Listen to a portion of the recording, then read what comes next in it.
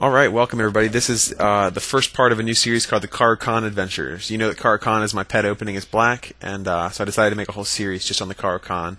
Whenever I find a good white opening, I'll do the same thing with that one, and I'll stick to those two for a while and see what I can figure out.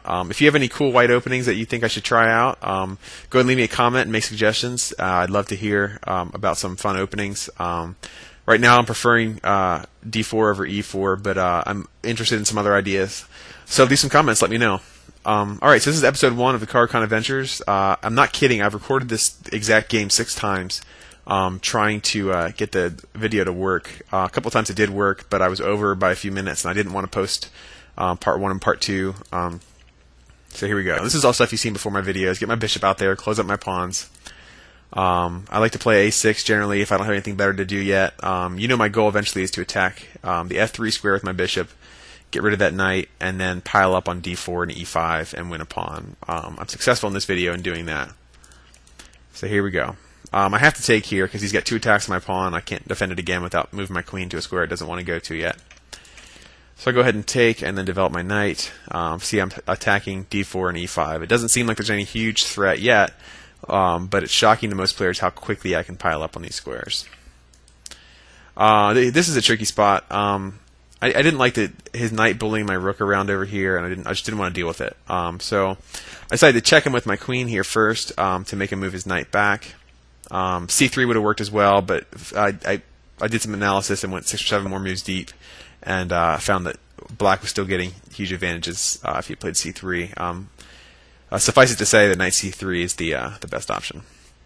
So here now I've got two attacks on E5. And he chooses not to defend, then I can go ahead and just win that pawn. Now he made that bishop move because he didn't want to give up the bishop pair at this point in the game. The board just opened up, and now his bishop pair is going to prove to be a good advantage for him. So I developed my knight. Now just when I'm making the comment about him not wanting to give up the bishop pair, he trades his bishop for my bad knight. This knight was bad because I needed to move it again before it was on a square that it was a good, more permanent square. So he gives up the bishop pair and gives up a good bishop for a knight that wasn't going to do much more for me. I'm not really sure why he does this. Now you'll see that his pawn is hanging here, his knight out here is open, and I'm going to put some attacks out on that soon. Black's clearly better here. See castles, I'll bully his knight around, and look, he made a mistake. I like to give my opponents the opportunity to make mistakes. This knight here can't be saved at this point. He can't get out without being attacked. So I go ahead and put the pressure on him right away.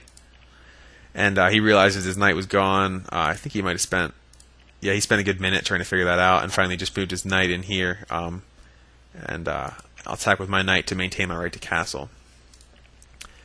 So here we go. He lines his rook up with my queen, but that just hangs a pawn up here. I didn't have to take the pawn right away. There's probably some other things I could have done, but I like taking pawns. So now you notice he's got 2 attacks on this pawn here, and it's not actually defended by the E6 pawn because his rook way up here has pinned this pawn to my king. So I spent a little while here, and just about a minute, and then I decided to push the pawn. So now it's defended by my queen. It's pushing a passed pawn, or a potentially passed pawn. So here we go. Now watch this. He made a move with his bishop. I'll threaten it. Moved back with his bishop. I break the pawn pin here. Makes another move with his bishop. I castle. Makes another move with his bishop. Do you see that? He just made 5 moves in a row with his bishop. While he did that, look at all the stuff I did. Alright, I won a pawn. Look, first of all, look at his position. Notice that nothing changes about his position other than the fact that his bishop bounces around. I win a pawn. I push a pawn. I develop a knight to an open file. I develop a bishop and break a pin. I castle. And I limit the scope of his bishop. So those are all the things I got to do while he didn't do anything but move a bishop around. His bishop basically went from E2 to E4, and I got to do all of that. So you can see how much time he wasted. That's 5 tempi that he just wasted. And to me, that's worth at least a pawn, maybe 2. So here we go. He develops his queen, and I decided to bully his bishop around a little bit more, make him continue to waste time.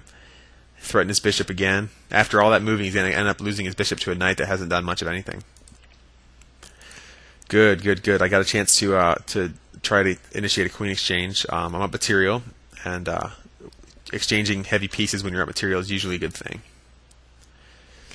So here I got a chance to win a pawn, or exchange the queens. He gets to decide whether he's going to lose a pawn or exchange his queens. He says he give up the pawn. Now notice he's attacking the pawn on e6 here. The computer and I both agree that king to f7 is the best move. Pushing my king towards the middle of the board. We're approaching an endgame quickly, and my king needs to be closer to the middle of the board. And it defends his pawn, and it gives me a chance to win that pawn there, which I go ahead and take. So now I've got a strong passed pawn. I'd like to get a rook behind it and start pushing it soon. You'll find here that I don't have to, because he walks right into a queen exchange here. And now the queen exchange at this point is forced. I just play queen to e4, and all of his diagonals are blocked. Go ahead and pause it and look and see if you want. He can't escape out here, and so a queen exchange is inevitable. So he chooses to double my pawns during the exchange, and then try to win a pawn. Now here it looks like I can't defend this pawn. I certainly can't defend it, and if I push it, then he's got 2 attacks and 1 defense. It looks like the pawn's going to fall. Do you see what I can do in the next couple of moves? Go ahead and pause the video again if you want, and take a look and see if you can find what I can do. Alright, what I'm going to do here is push the pawn, and go ahead and trade and let him win that pawn. Now do you see it? You should see it by now. Very good. Bishop to c5 pins his rook to his king, and white should resign at this point. He goes ahead and plays it out, which is fine. I tend to play these kind of things out too. All of this is kind of boring. I'll click through it quickly. I'm looking for a mate opportunity, and this sets it up here. It takes away his escape square, and he lets me mate him. So that's the end of the video, and I hope you enjoyed the Caro Kann Adventures episode 1, and I will continue to put up more and more Caro Kann games. So get out there and try the Caro Kann, and leave suggestions and comments, and let me know what openings you think I ought to try out as white. So enjoy.